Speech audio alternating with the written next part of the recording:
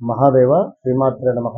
Welcome to our channel శ్రద్ధ భక్తి channel. ఈ యొక్క 2024 జూన్ నెలలో ఏ విధంగా ఉండబోతుంది అనేటువంటి విషయాన్ని ఈ యొక్క వీడియోలో చిన్నగా తెలుసుకుందాం. ముందుగా ప్రేక్షకులు తెలుసుకోవాల్సింది ఏమిటి అంటే, గ్రహచారం వేరు, గోచారం వేరు.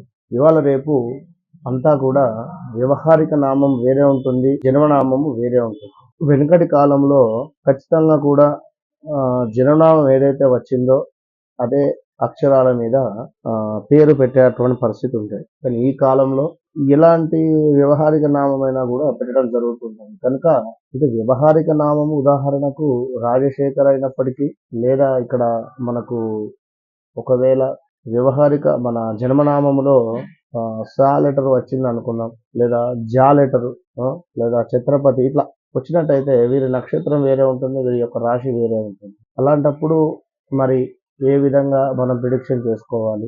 గోచారంలో ఆ యొక్క గ్రహాలు చేంజ్ అయ్యేటువంటి సందర్భాలలో కాస్త ఇబ్బంది జరిగేటువంటి పరిస్థితి అయితే ఉంటుంది. మరి అలాంటప్పుడు మనం ఏ యొక్క రాశిని ఫాలో కావాలి అనేటువంటి విషయం కావచ్చును, లేదా ఒకవేళ మనకు జననామం ఒకటే, వ్యవహారిక నామం ఒకటే అయితే మరి అప్పుడు ఏ విధంగా చూసుకునేటువంటి పరిస్థితి ఉంటుంది అనేటువంటి విషయము. ఎందుకంటే గ్రహచారంలో గ్రహాలు మారవు, గోచారంలో మాత్రమే గ్రహాలు మారుతాయి. చంద్రుడు కానీ, అదేవిధంగా సూర్యుడు కానీ, అదేవిధంగా శని గ్రహము, గురు గ్రహము. మనకు మెయిన్ ఏమిటంటే శని గురువులు మేజర్ గ్రహాలు. విన్నారా? 2.5 సంవత్సరాలకు శని గ్రహము, అదేవిధంగా సంవత్సరానికి ఒకసారి గురు గ్రహం మారుతూ ఉంటుంది. కనుక మరి ఇవి మారేటువంటి సందర్భాలలో ఎలాంటి ఇబ్బందులు, ఎలాంటి ప్లస్లు, ఎలాంటి మైనస్లు ఉంటాయి అనేటువంటిది ఈ యొక్క వీడియోలో మనం పూర్తిగా కూడా తెలుసుకుందాం. వైశాఖ మాసంలో మనకు 9/5/2024 నుండి 6/6/2024 అంటే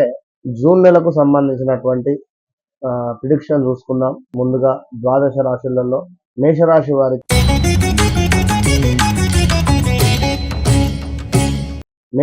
వారికి ఏ విధంగా ఉంది అనేటువంటి విషయాన్ని చూసుకున్నట్టయితే, వీరికి ఆల్రెడీ కూడా మే నెలలోనే ఈ యొక్క గురుగ్రహము ద్వితీయ స్థానానికి వెళ్ళడం జరిగింది.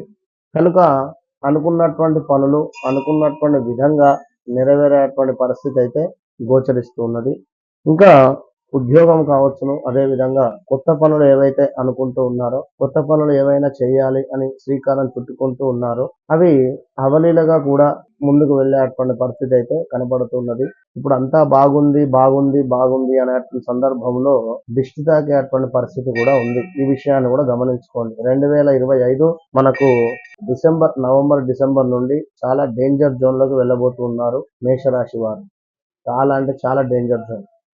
ఈ విషయాన్ని అర్థం చేసుకొని ముందుగానే ధర్మంగా, ధార్మికంగా ఉంటూ ముందుకు వెళ్ళినట్టయితే రేపు రాబోయే గడ్డు కాలం నుండి అవలీలగా బయటపడవచ్చును. ఆ అక్షరం కానీ, లా అక్షరం కానీ, లక్ష్మి కావచ్చును, అరవింద్ కావచ్చును, అనుదీప్ కావచ్చును, ఇలా ఎవరైనా పేర్లు ఉండేటువంటి వారు కొంచెం గడ్డు కాలంగానే ఉంది మీకు. 2024 డిసెంబర్ నుండి ఏలినాడు శని ప్రారంభం అవుతూ ఉన్నది కనుక బీ కేర్ఫుల్. ఇప్పుడు చాలా బాగుంది, అటు పిమ్మట బాగాలేదు. బాగుంది అనేటువంటి విషయాన్ని మీరు అర్థం చేసుకొని అణిగి మణిగి ఉన్నట్టయితే మంచి ఫలితం ఉంటుంది. విన్నారా? మరి ఉద్యోగాలలో కొత్త కొత్త ఉద్యోగాలు దొరకడం కానీ, ఉద్యోగాలలో చక్కటి లాభాలు కానీ, ఇంకా చూసుకున్నట్టయితే అన్ని వ్యాపారాలందు కూడా ఆశించినటువంటి ఫలితం అద్భుతంగా కూడా ఉన్నది. ప్రయాణ లాభాలు, అదేవిధంగా బంధువులతో కూడి ఉండేటువంటి పరిస్థితి. ఇంకా చూసుకున్నట్టయితే నూతన వ్యక్తుల పరిచయాలు, ఆ నూతన వ్యక్తుల పరిచయాల ద్వారా కొత్త కొత్త పనులు అద్భుతంగా అవ్వడము, ముందుకు వెళ్ళడము, ఇలా ఉండేటువంటి పరిస్థితి. ప్రయాణాలలో కూడా లాభాలు గోచరిస్తున్నవి మేషరాశి వారికి. ఎక్కడికైనా ల్యాండ్ ఇష్యూ కావచ్చును, ఏదైనా ప్రయాణాలు చేసేటువంటి సందర్భాలలో కలిసి వస్తుంది అని చెప్పడం జరుగుతున్నది. నూతన వ్యక్తుల పరిచయాలు, వాయిదా పడ్డటువంటి పనులు ఏవైతే ఉన్నాయో గత కొంతకాలంగా కానీ పనులు మాకు ముందుకు వెళ్ళడం లేదు అనేటువంటి సందర్భంలో తప్పకుండా ఈ నెలలో మనకు పనులు ముందుకు వెళ్ళేటువంటి పరిస్థితి. దీర్ఘకాలిక సమస్యల నుండి బయటపడేటువంటి పరిస్థితి.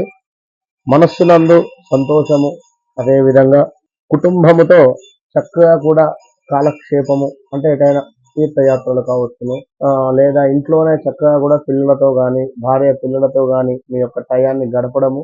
సమ్మర్ హాలిడేస్ కనుక ఇంకా తీర్థయాత్రలు, సంఘమునందు గౌరవము అంటే మీరు ఎక్కడైతే పనిచేస్తూ ఉన్నారో ఎక్కడైతే ఉద్యోగం చేస్తూ ఉన్నారో, ఎక్కడైతే వ్యాపారం చేస్తూ ఉన్నారో ఆ స్థలాలలో పలానా వ్యక్తి అంటే పర్వాలేదు, చాలా మంచి అద్భుతమైనటువంటి మనిషి అనేటువంటి విధంగా ముందుకు వెళ్ళేటువంటి పరిస్థితి.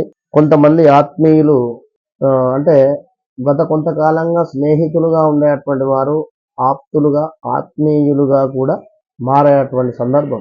ఈ మాసం అంతా కూడా చాలా అద్భుతంగా ముందుకు వెళ్ళేటువంటి పరిస్థితి మాత్రం ఉన్నది. కానీ భార్యాభర్తలలో చిన్నగా చికాకులు, గొడవలు ఏర్పడేటువంటి పరిస్థితి.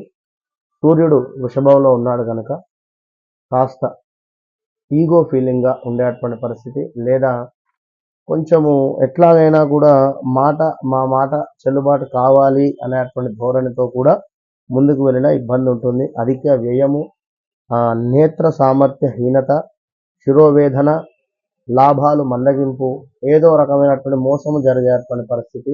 ఎందుకు అంటే సూర్య గ్రహము మూలకంగా అనేటువంటి విషయాన్ని ఆలోచించుకోండి. మీరు తప్పకుండా కూడా ఈ యొక్క సూర్యగ్రహానికి సంబంధించినటువంటి ఆరాధన చేసుకోండి.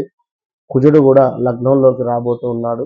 కుజుడు లగ్నంలోకి వస్తే అసిడిటీ కావచ్చును, అదేవిధంగా స్టమక్ రిలేటెడ్ ఇబ్బందులు అయితే గోచరిస్తూ ఉన్నవి.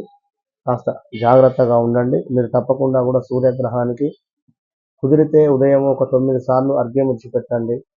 సూర్య అరిష్టేతు సంప్రాప్తే సూర్య పూజాంచ కారయేతు సూర్య ధ్యానం ప్రవక్ష్యామి ఆత్మపీడోపశాంతయే అనేటువంటి మంత్రాన్ని కానీ, లేదా జపాకుసుమ సంకాశం కాశదయ్యం హాదితం తమోర్యం సర్వ పాపజ్ఞం తోస్మి దివాకరం అనేటువంటి మంత్రాన్ని అయినా కూడా 9 సార్లు అనుకొని చక్కగా కూడా మీరు అర్ఘ్యం ఇచ్చిపెట్టండి. చాలా అంటే చాలా మంచి ఫలితం ఉంటుంది. All the best. నేచర్.